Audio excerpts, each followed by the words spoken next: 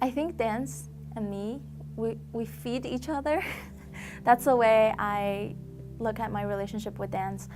In earlier ages, dance has always been a part of my life, and it has always been formative for me and my life experience.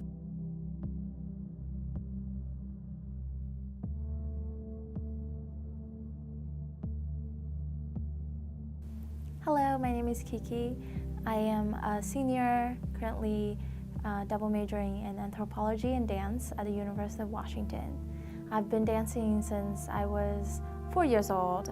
I started with traditional Chinese dance, and then I did ballroom, hip hop, and then I moved into more ballet, contemporary, modern genre since I came to University of Washington.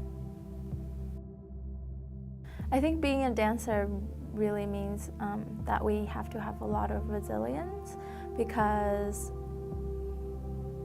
as fun as dancing is, there is a lot of cultural stuff that goes on in the dance world that isn't necessarily always the best thing.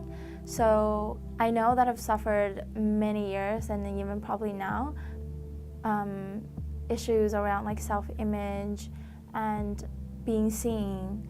So an interesting story is that I used to have really long hair, like a normal girl would have, and dancer would have.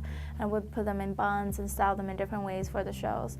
But I recently decided that I want to cut them. There are many different reasons that made me want to do that, but one of the things that I started to realize that I didn't know beforehand was how much I was using my hair as a way to hide myself. But after I shaved my hair, it was like all of that camouflage was like gone.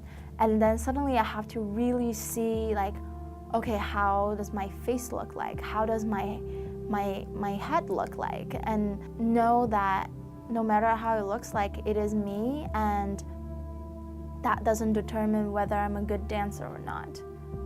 I know that when I am in the dance studio, whenever I look at myself, I would see like, oh, like my body shape is like this, and it's not ideal, and so I should start to like, doing things about diet or workout to like change the way I look. And it's always this pursuit of something else, something other than me.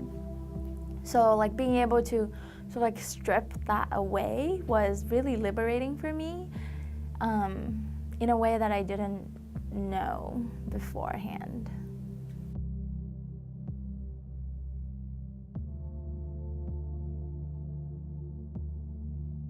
I feel like I have two identities now. And now I have this new identity that is short-haired, fierce, and I noticed that I start to be more okay with not doing exactly what everybody else is doing.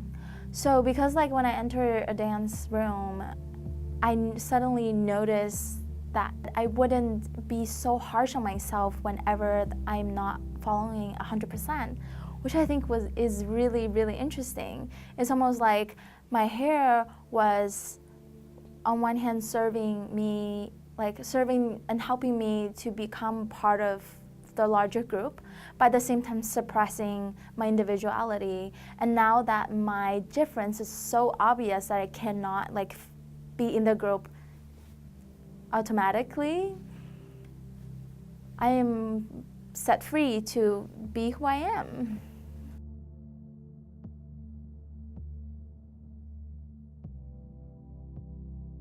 So as an international student coming from China, my advice as a senior anthropology and dance major to the me who was about to come to US would be like, start dancing.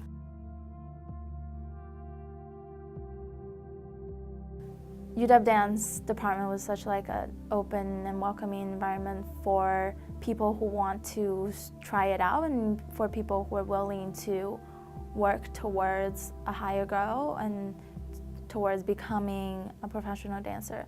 So I would really tell myself that don't hesitate and just start getting involved, even though me at the time would feel like, oh my gosh, like I don't even understand what they're talking about in ballet class because it's all in French or stuff like that.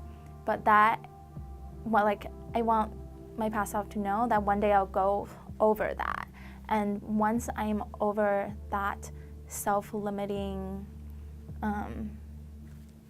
belief, I can really achieve much more once I let myself do it.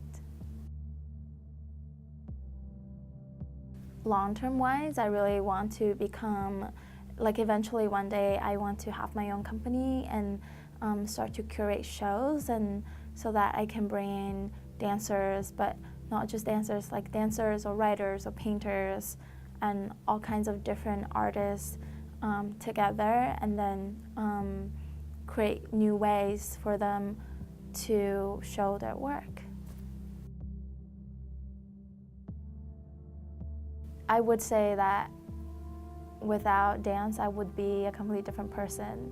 For better or worse, I don't know, but I know that dance is part of me, and it will continue to be part of me probably for a very long time.